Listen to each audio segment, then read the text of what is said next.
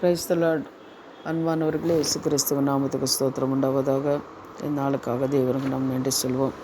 இந்த புது நாள் தந்த தேவனுக்கு நாம் நன்றி சொல்வோம். இன்னும் காலையிலிருந்து சாயந்தரம் வரை உங்களையும் குடும்பத்தை தேவனை பாதுகாக்கிறார், ஆசீர்வதிக்கிறார்.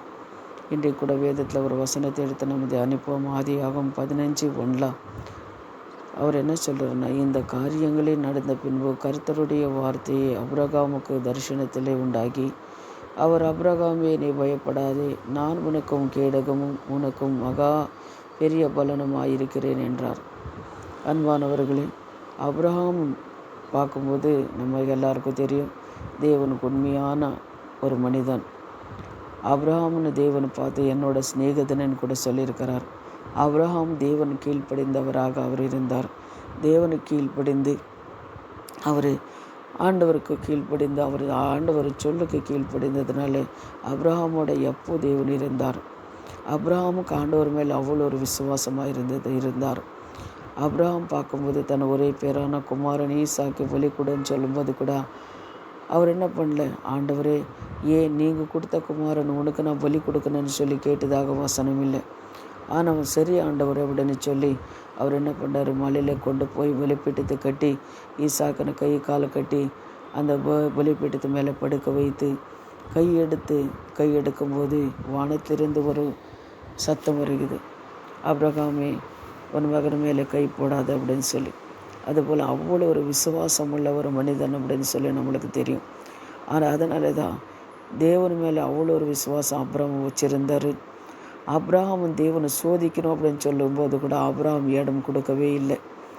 ஏன்னா எதுக்குன்னா அவிசுவாசத்துக்கு இடம் கொடுக்காம விசுவாசமாக இருந்தார். தேவர் செய்கிறதெல்லாம் நன்மைக்கு தான், தேவர் சொல்கிறதெல்லாம் நன்மைக்கு தான் அப்படின்னு சொல்லி விசுவாசமாக இருந்தார் அப்படின்னு சொல்லி நம்ம பார்க்குறோம். அதே போல் ஆண்டவர் சொல்கிறார் பாருங்க, ஆபிரகாம் பார்த்து, நான் கேடகமும் உனக்கு மகா பெரிய பலனமாக இருக்கிறேன் என்றார்.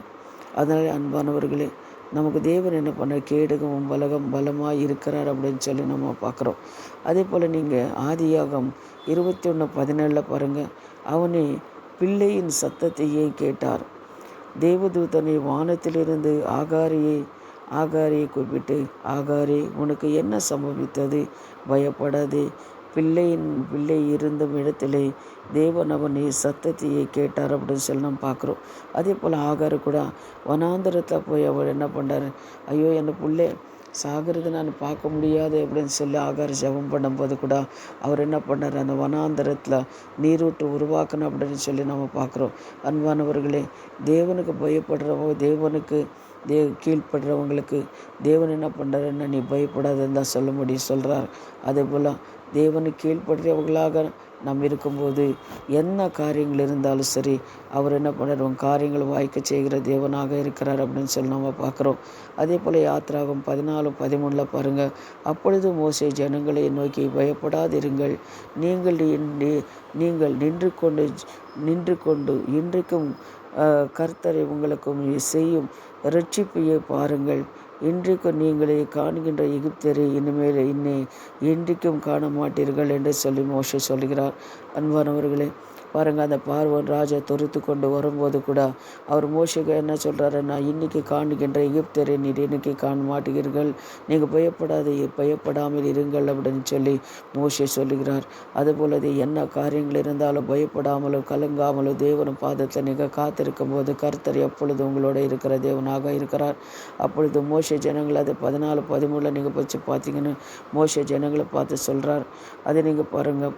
அதே போல் தான் எந்த ஒரு காரியம் இருந்தாலும் கூட சரி, நீங்கள் பயப்படாமல் நீங்கள் இருக்கும்போது கர்த்தர் உங்களை இருக்கிறார். அதே போல் மத்தேயு 14:27 நீங்கள் பாருங்கள், உடனே இயேசு அவர்களுடனே பேசி, திடன் கொள்ளுங்கள், நான் தான், பயப்படாதிருங்கள் அப்படின்னு சொல்கிறார். அவர் என்ன பண்ணார், அவர் காலையிலவே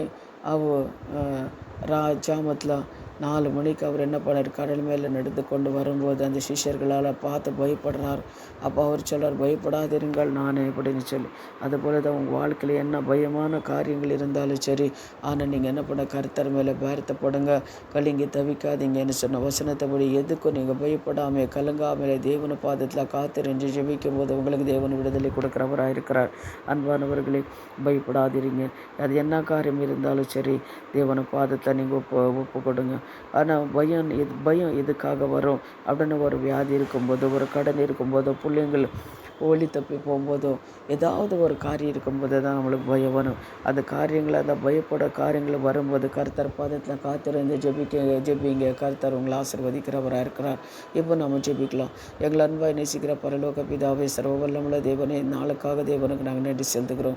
இந்த வார்த்தைகளை கேட்குற ஒவ்வொரு பிள்ளைங்களோட வாழ்க்கையில் கர்த்தாவே ஸ்தோத்திரம். எந்த ஒரு பயமும் பலவீனங்களோ சோர்வுகளோ என்ன இருந்தால் இயேசுவின் நாமத்தை நீக்கி போட்டு தைரியமும் சமாதான சந்தோஷத்தை கொடுத்து நீர் ஆசீர்வதிங்க. இயேசுவின் நாமத்தை ஜெபிக்கிறோம் என் ஜீவனுள்ள பிதாவே. ஆமேன். God bless you. கர்த்தர் ஆசீர்வதிப்பார். ஆமேன். ஆமேன்.